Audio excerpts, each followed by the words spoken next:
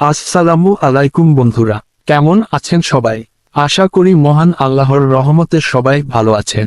Eagle টিমের জনপ্রিয় সামাজিক নাটক সৎ বউচার ইতোমধ্যেই মুক্তি পেয়েছে। যারা এখনো নাটকটি দেখেননি তারা অবশ্যই সময় করে দেখে নিন।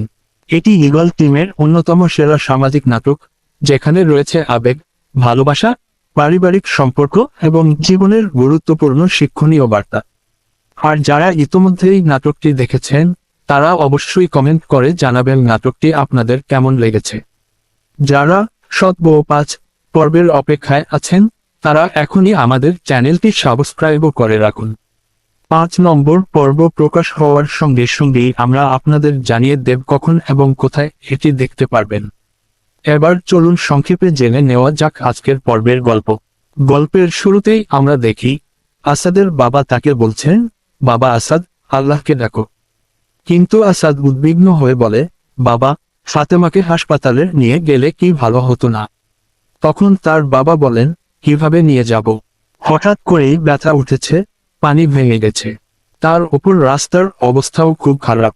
অবশেষে আল্লাহর অশেষ রহমতে একটি কন্যা সন্তানের জন্ম হয় এবং সবাই আনন্দে ভরে ওঠে। কিন্তু সেই আনন্দ বেশিক্ষণ স্থায়ী হয় না। দুঃখজনকভাবে নবজাতক সন্তানটি বাঁচানো সম্ভব হয় না। এই মর্মান্তিক ঘটনায় পুরো পরিবার শোকে ভেঙে পড়ে। এরপর আমরা দেখি ফাতেমার স্বামী তাকে বলছে, তুমি এখনো পুরোপুরি সুস্থ হওনি, বিশ্রাম নাও। কিন্তু ফাতেমা আবেগভরা কণ্ঠে বলে, একটু পাশে থাকতে ইচ্ছে করছে। নাটকের শেষ দিকে ফাতেমা তার মেয়ের কবরের পাশে গিয়ে চোখের জলে দোয়া করেন। বিদায়ের সময় তিনি তার স্বামীকে উপদেশ দেন, সবসময় আল্লাহকে স্মরণ করবেন এবং 5 ওয়াক্ত নামাজ আদায় করবেন। এই আবেগঘন ও শিক্ষণীয় দৃশ্যগুলোই নাটকটিকে আরও হৃদয়স্পর্শী করে তুলেছে। বন্ধুরা, এমন সুন্দর একটি সামাজিক নাটক বা মিস করতে চাইবে? আপনারা যদি নাটকটি দেখে থাকেন তাহলে অবশ্যই কমেন্ট করে জানাবেন আপনাদের অনুভূতি।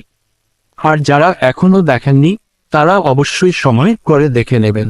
আজকের ভিডিও এখানেই শেষ করছি। সবাই ভালো থাকবেন, সুস্থ থাকবেন। আল্লাহ হাফেজ।